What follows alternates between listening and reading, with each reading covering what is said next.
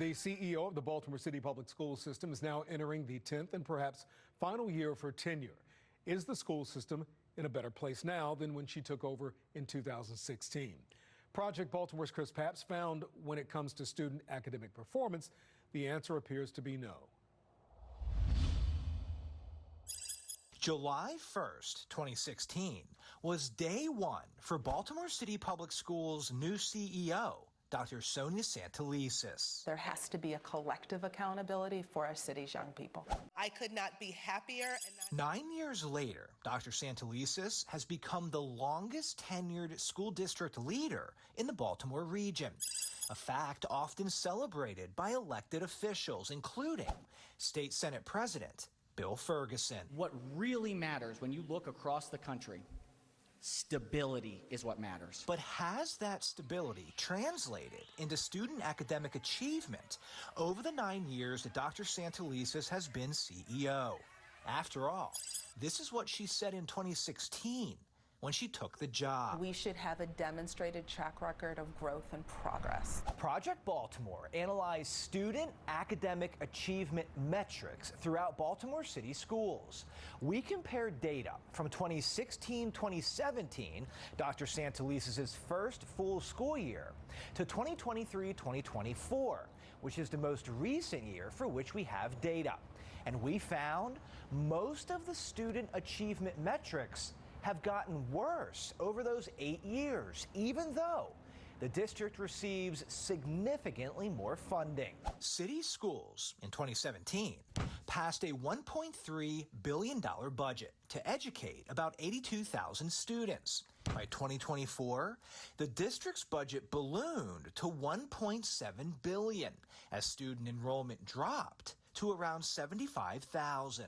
In other words, the district has received more money to educate fewer students. And here are the results. From 2017 to 2024, overall attendance is down from 87% to 85%. The average SAT score is also down from 910 to 867.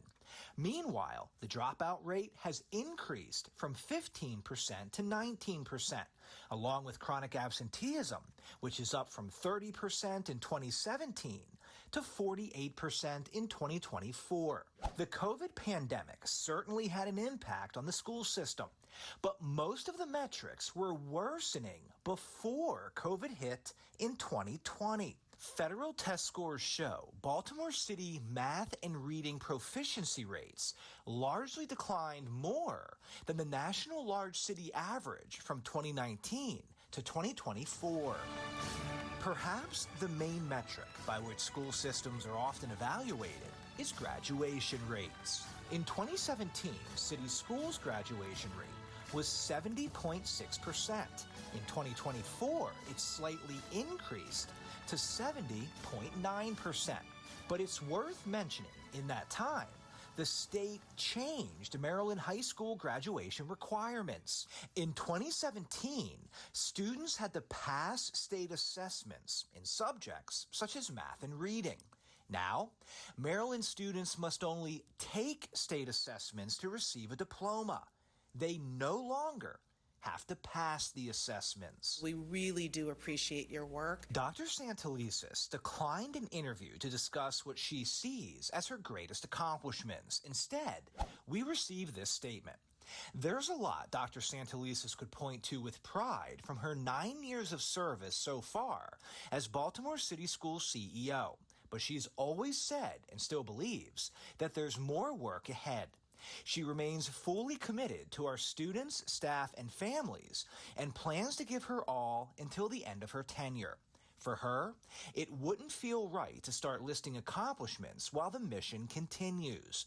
Her focus is on finishing strong for the community she cares so deeply about. At a base salary of more than $369,000 a year, Dr. Santelises, according to state data, is the highest paid K-12 school system leader in our state. But she is now entering the final year of her contract. In a year from now, the school system should have a new CEO. The school board has announced a national search to find Dr. Santelises' replacement. Fox 45 News will keep you posted. I'm Chris Pabst, and this is Project Baltimore. I'm Kai Jackson. Thank you for watching. Here's another video to watch. Also, please take a moment to subscribe to our channel.